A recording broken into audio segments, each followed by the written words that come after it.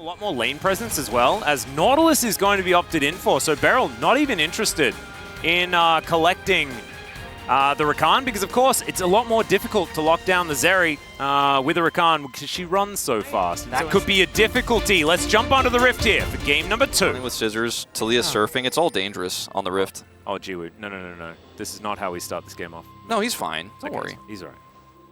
I was no way Beryl flashes on him, right? I'm really okay. The Ghost is going to come out, and so Beryl isn't going to flash. I think if the Ghost didn't come out, he was flashing. 100%. When Ahri was becoming a lot more popular, and we saw Talia be incredibly successful during this time, we saw BDD rise to popularity with his Talia pick recently when Azir was super popular, not just this season, but last season as well. Gets a ward down. Okay, this is bad. Yeah, looking for a little bit of an opportunity towards this bottom side. No vision available. Hook is going to hit max range there from Beryl as he flashes to get the snare onto the Zeri, but she is able to surf over any wall. Rushing T1 is, I'm going to have to hold my thought on this. Dundun is in danger. He is in a lot of danger. Is Perfect going to come on over. Does get the Q onto Pyosik though, as you can see. Vault Breaker comes in as Pyosik going to have to try and get out of here, but he's unable to, and that is going to be first blood going to Dundun as KT have a little bit of an accident underneath the turret. One of those times where Zeri can massively outscale because Xayah does do a lot of damage as well, very similar range. As Sylvie and Pyosik are both in here. Cease and Desist comes down as Perfect's got the needlework, and that means that a lot of damage over to Nongshim, and they are not killing the Gwen. Not in this exchange, but still, great answer there to keep Dundun alive. I am a little bit worried for Jiwoo's safety. He's playing this so well. It's nicely like the third time this game where he's just like, this might happen to me, so I'm going to be just in range of the wall and skate out. Is dead even, neck and neck between these two squads. The problem, okay, it might be, this might make it not as neck and neck as Perfect is chasing after Dundun, and there's now a big old wall that's in the way. He is dashing though, that all out onto BDD was fantastic. Absorbs the CC! The flash comes forward from BDD as now Dundun still running, but the threaded volley will track him down, and that is a kill for the mid laner on KT. Yeah, and so these advantages are just really starting to give KT such an edge. There's another flip. Yeah, Beryl is going to come on through. That is beautiful delivery from BDD. Nothing that Callme could do about that whatsoever. And that is going to be another one for the Talia. And when it's piloted by BDD, if you're a Nongshim fan, this is what you... Yeah, and it's a Talia, so like you say, has to be a flash. All right, Beryl not going to quite find a hook here. A cease and desist into the back line as immediately the Talia is taken down. Deft is somewhat free hitting, but he has to flash to get out of there because we are having a Zeri moment. And Jiwoo going to be able to take down the dragon. What is it with grouping around objectives and KT all going boom? Yeah, I don't know. So therefore, not going to be a very happy Deft in that particular fight, and especially not a happy BDD is, okay, Callme going to dive on top of Beryl here, who does manage to get the aftershock, but otherwise, yeah, he's really dead. That is 4 versus Nautilus. This is definitely Nongshim cruising towards a late game situation. Is now Deft. Yeah, Callme is going to find him here as Deft is not going to get hit by the charm.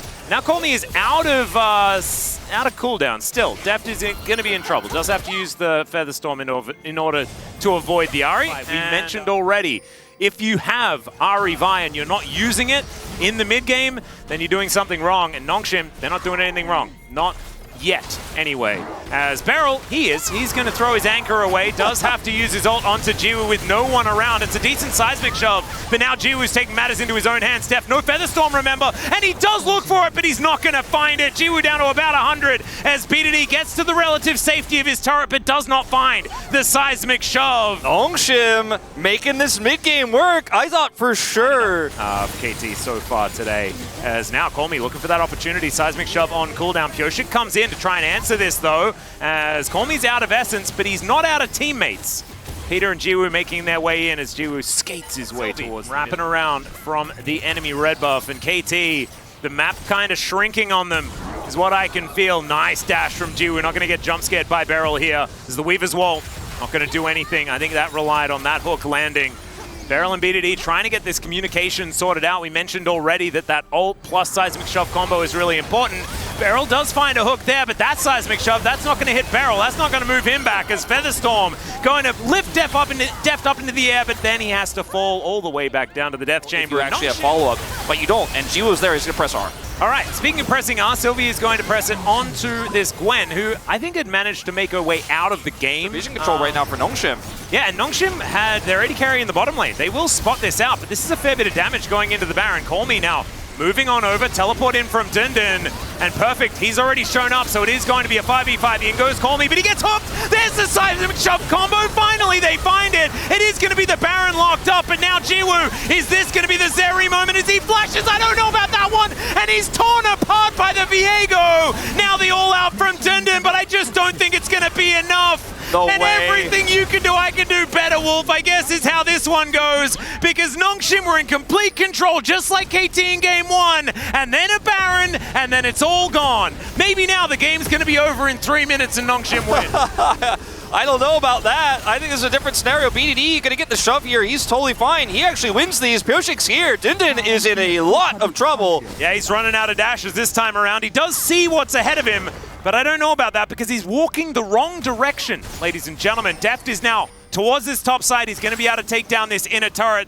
Teleport is going to come through from Call Me, so that is going to save that one as Dindin well and truly merry jaunt as there is the kill onto Dindin. Beryl is going to shake his hand and say goodbye. 300, and the map control's back there. It's a 6,000 gold Baron power play. Yeah. It is just... It's a massive swing. It's insane. And now Call Me, he's down extraordinarily low, has to use all of his charges in tag. getting... Yeah, exactly. KT not wanting to let that one go over as Nongshim with that soul point, there's so much extra power. As of course, Beryl is just going to Hex Flash over. Nice Charm is going to connect though. As the Gwen damage pretty high. Dindin struggling to get over this wall as BDD can't quite find the CC. But still, that is Wild Growth used onto a Cassante.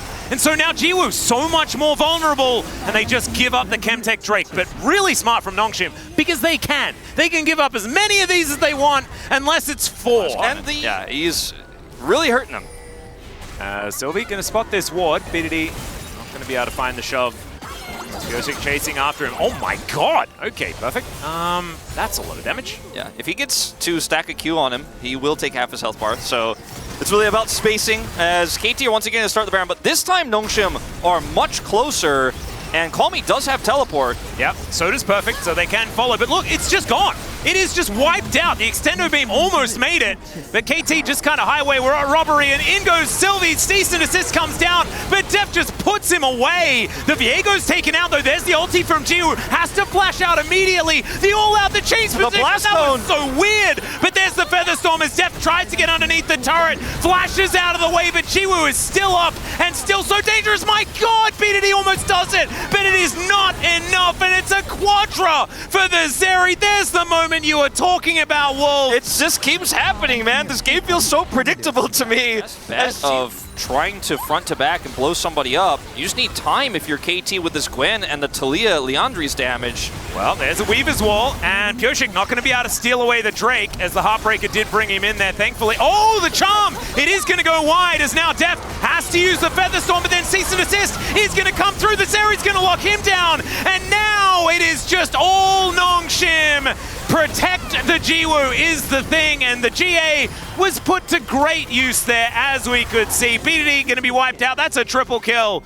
And Nongshim will now march up the bottom side of the map and look to end this game. Nongshim, be careful who you make fun of in the laning phase, you know? They had the big glow up when we got to mid-game. Call Me, yeah, he's 20 CS down on BDD. He is not active in the lane. He's got no power there, but when he gets active on the map and they take control, they get this area ahead. Sure, there were some rocky moments, but ultimately this area is just too big to fail. Yep, and this Gwen was not immune. The Nexus turrets will fall down, and Nongshim will bring us to a game 3. With some of those early kills coming over for Zeri, it felt like, okay, well, they just can't do it. And they were struggling to set up team fights. But that's why the vote goes over to Jiwoo, because eventually he was able to team fight beautifully on the Zeri and has top damage in the game.